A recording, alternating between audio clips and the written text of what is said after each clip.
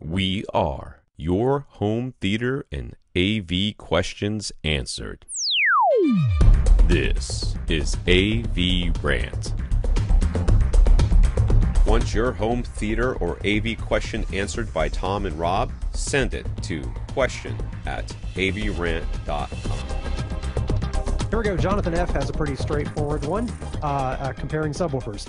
The SVS SB-1000 versus the SHU. Do you say SHU? I say SHU. Yeah, he would say it's she. she. It's very, She. it's very strange. There's like a she. There's an extra. You would She. never know it from the spelling. She. I just say HSU because it's so All much right. easier. I don't know. I just kind of like SHU. Yeah.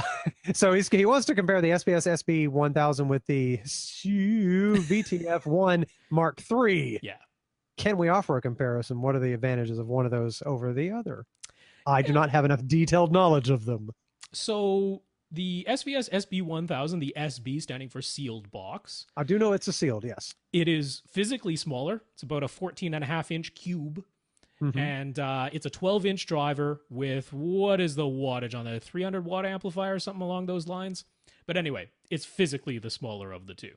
Mhm. The HSU VTF-1 Mk3, that's their newest one. It has 2 ports, but they do give you port plugs, and you have the option of leaving both ports open, plugging one port, or plugging both ports and turning it into sealed. But it's a larger box. It's about the same width. It's a little under 15 inches wide, but then it's about 19 inches deep, about 19 inches tall. Yeah, 18.5 by There you go. 14.5 by 17 inches. Okay, so So it's a bigger physically box, it's a larger one. and But it's cheaper. it's a little bit, well, it's cheaper, but then there's shipping. So total wise, I think it's about $40 cheaper than the $500 SB-1000 after you factor in the shipping. All right. Yeah, so it's physically larger, but it's a 10-inch driver and a 250 watt amplifier in that one.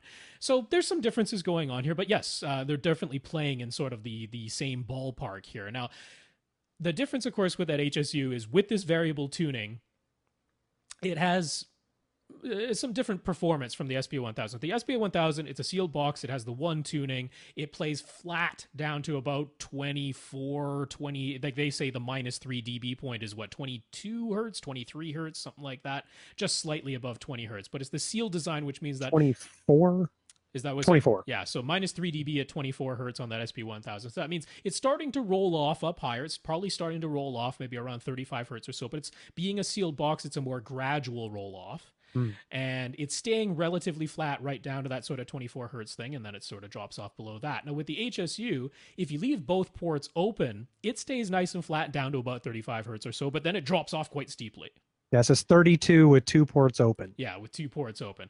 If you seal one port, then it goes down to about 25 hertz, but then drops off really steeply.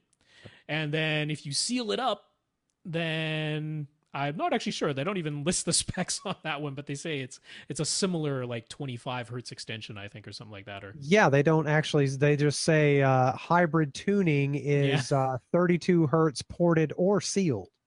Right. Oh, okay. So -3 dB, 32 hertz sealed. Okay. So And weirdly, they say plus or minus 2 dB when they talk about their low end extension numbers. Yeah. Well, It's odd. whatever. 2? Why 2? Just trying to show off 2? I guess so. Yeah. I guess It's much better than 3. their tolerance is tighter, they're claiming, or whatever. But what that all tells us basically is that VTF-1 is more or less that driver plays flat down to about 32 hertz, and then it starts to give up. Now, if you have the one port, you're getting some extra port resonance just from the tuning of that port that allows it to play a little bit lower, but then it drops off a cliff. Whereas the SB-1000 is this gradual roll off where it naturally plays down a little bit lower and then it rolls off a little less steeply. So at the very, very bottom end, it's a little bit of difference. But what the VTF-1 allows you to do is up at 32 hertz, it can probably play louder than the SB-1000 can. Then below that, it drops off more steeply, right? So you're kind of asking yourself, do you want a little bit more output? Because it's not a tremendous amount more, but do you want a little bit more output at, let's just say 35 hertz and above?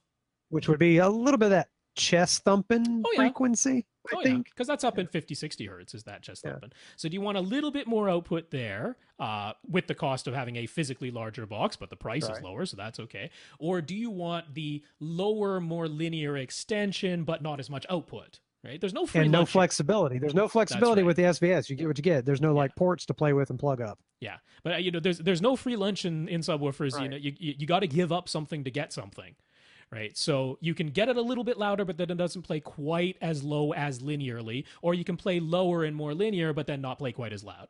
So in practice, is there going to be much character difference between the sound between the two, or would most people notice a difference if you plug one in? It's still going to depend on your room more than anything. Uh-huh. Because if you have a really small room, then that lower extension, you're going to get some extra room gain from the smaller room, more reflections, stronger reflections. So the SB-1000 will probably work a little nicer in there. If you have a slightly larger room and you just need more output at the expense of a little bit of extension, the VTF-1 might make more sense.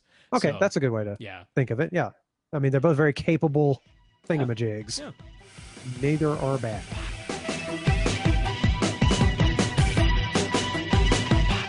Want your question answered? Send it to question@avrant.com.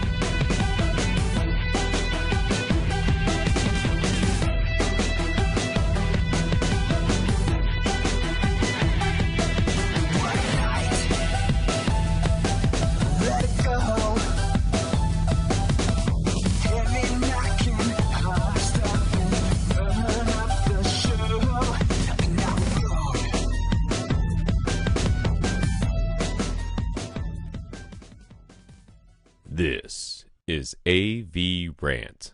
Now go out and listen to something.